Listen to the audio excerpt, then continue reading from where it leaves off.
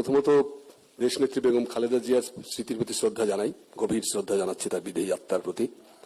আরেকটা দুঃসংবাদ দিতে চাই আপনাদের, যে স্বাধীন বাংলাদেশের প্রথম ভয়ানকভাবে নির্যাতিত সাংবাদিক সম্পাদক মজলুম জননেতা মৌলানা আব্দুল হামিদ খান ভাসানী প্রতিষ্ঠিত হক কথার সম্পাদক সৈয়দ ইরফানুল বারী গতকাল ইন্তেকাল করেছেন।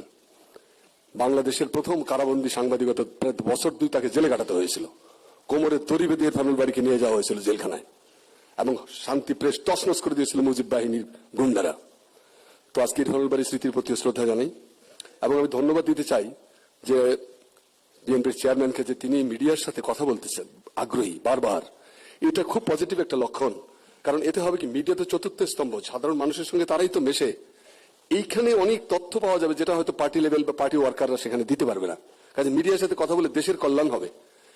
আরেকটা জিনিস, যে গণমুখী সাংবাদিকতার যে সূচনা লগ্ন, সেটা 1922 সাল। জাতীয় কবি কাজী নজরুল ইসলামের ধূমকেতু পত্রিকা প্রতিষ্ঠার আগ পর্যন্ত সাংবাদিকতা ছিল পদলেহনকারী।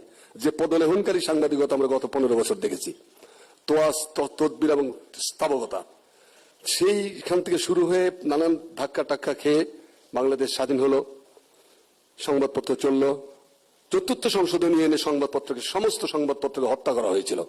বাংলাদেশের সমস্ত সাংবাদিককে বেকার করে 4টা লিফলেট রেখে বাংলাদেশের গণমানুষের অধিকার বাতিল করা হলো, রাজনৈতিক দলগুলো ব্যান করে দেওয়া হলো। এগুলো ইতিহাস, কিন্তু এগুলো উচ্চারণ করার দরকার আছে আজকে। সেটা একটা, সেইখান থেকে, সেই অভিশপ্ত অধ্যায় থেকে সংবাদপত্র এবং গণমাধ্যমকে যিনি উদ্ধার করেছিলেন সেদিন শহীদ প্রেসিডেন্ট জিয়াউর রহমান। তিনি এসে 7ই নভেম্বর বিপ্লবের পরে তার হাত দিয়ে সংবাদপত্রের যা কিছু কল্যাণ, পিআইবি বলেন, প্রেস কাউন্সিল বলেন, প্রেস ক্লাব বলেন, যা কিছু আজকে আমরা দেখতে পাই, সবগুলো হচ্ছে শহীদ প্রেসিডেন্ট জিয়াউর রহমানের হাত দিয়ে। তিনি সংবাদপত্রের স্বাধীনতায় বিশ্বাস করতেন। অলি আহাদ ভাইয়ের পত্রিকা ছিল আপনার ইত্তেহাদ। ইত্তেহাদে প্রতিদিন শহীদ জিয়া সম্পর্কে খারাপ কথা বলতো। তার উপদেষ্টারা বলেছিল যে স্যার এটা বন্ধ করে দিই।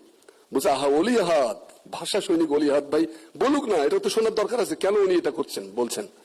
তো এইরকম সহিষ্ণুতা তিনি নিয়ে এসেছিলেন। তারপরে বেগম খালেদা জিয়া, সংবাদপত্রের জন্য তার অবদানের কথা সবাই জানি। তো সেই সংবাদপত্র এসে ফ্যাসিজমের 111-এর পরে ফ্যাসিজমের খপ্পরে পড়ে গেল, এবং সংবাদপত্র শিল্পের বিরাট অংশ রাস্তায় নির্যাতিত হলো। আর একটা অংশ স্থাবকতা, দালালি, পদলেহন, তোষামত এবং ইহলৌকিক শ্রীবৃদ্ধি অর্জনের কাজে নিজেদেরকে নিয়োজিত করেছিল। এবং সেই অভিশপ্ত সাংবাদিকতার যে কি গ্লানি, সেই গ্লানি আমাদেরকে বহন করতে হয়। এখানে অনেকেই আছেন যে গত 15 বছর ধরে বেকার ছিলেন, চাকরি পান নাই, বাকরি পান নাই, সেই সমস্ত সাংবাদিকতা আছে। তা আজকে আমি যেটা মনে করি, যে আজকে যেভাবে আপনি কথা শুনতে চাচ্ছেন এবং আপনি কথা বলবেনও, সেই প্রক্রিয়াটা সবসময় যেন বহমান থাকে। শহীদ জিয়া ম্যাডামও রেগুলার মত বিনিময় করতেন, বিভিন্ন কখনো কখনো গ্রুপ করে করে, কখনো কখনো দল বেঁধে। এইটা আপনাকে করতেই হবে এই কারণে যে ফ্যাসিবাদ আমলে প্রায় আপনার 70 জন সাংবাদিককে হত্যা করেছে হাসিনা। 70 জন। মানে জুলাই রেভলিউশনের সময় নিহত হয়েছে প্রায় 6 জন সাংবাদিক। 200-র বেশি সংবাদ মাধ্যম বন্ধ করে দেওয়া হয়েছে। চ্যানেল 1 বন্ধ করে, Naya Diganta television, Islamic television, শত শত, এরকম অনলাইন যে কত বন্ধ করেছে তার কোনো ইয়ত্তা নাই, সব বন্ধ করে দিয়েছিল। এই যে বন্ধ করে দেওয়ার যে অভিশপ্ত প্রক্রিয়া, এই প্রক্রিয়ার মাধ্যমে দেখেন সারা দেশে প্রায় 4000 সাংবাদিক নির্যাতিত হয়েছে আওয়ামী ক্যাডারদের দ্বারা। 4000। আমি আমার নেতাকে, আমাদের বাংলাদেশ আপনার মুখের দিকে চেয়ে আছে, এটার মধ্যে কোনো স্থাবকতা নাই, এটা সত্য কথা, যে সত্যি আপনার মুখের দিকে চেয়ে আছে বাংলার ভোরের আকাশ। তো এই যে ভোরের আকাশ চেয়েছে কেন, তাদের একটা প্রত্যাশা আছে। প্রত্যাশাটা কি, সংবাদপত্রের এই যে দুঃসহ অধ্যায় তারা পার হয়ে আসছে, সে অধ্যায় আপনার হাত দিয়ে যেন সত্যিকারে, আপনার হাতে, আমি একটা কথা বলি, আপনার হাতে জিয়ার নিশান, খালেদার স্নেহ মায়া, আপনার মুখে ফুটে আছে দেখো বাংলাদেশের ছায়া। এই যে বাংলাদেশের ছায়া আপনার মধ্যে ফুটে আছে, সেই ছায়া যেন সত্যিকার অর্থে আমাদের জন্য কল্যাণকর হয়।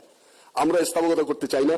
আমরা মনে করি যে জুলুমের যে সাংবাদিকগুলো নিহত হয়েছে, রাষ্ট্র তাদেরকে অ্যাড্রেস করেনি।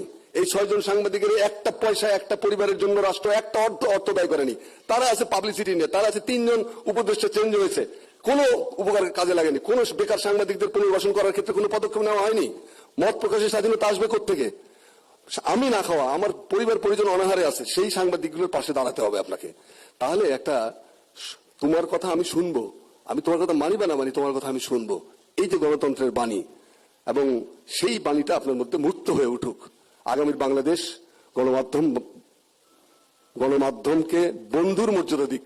গণমাধ্যম শত্রু না, গণমাধ্যম আসলে বন্ধু, কারণ সে সত্যিকার ভালো কাজটা হয়তো তিতা লাগে কখনো কখনো, কিন্তু শুধু সঠিক কথাটা বলার চেষ্টা করে। এইখানে এখনো কিছু কিছু ব্যারিয়ার আছে, বলা হয়েছে, মতি ভাই বলে গেছে, কিছু কিছু ব্যারিয়ার আছে।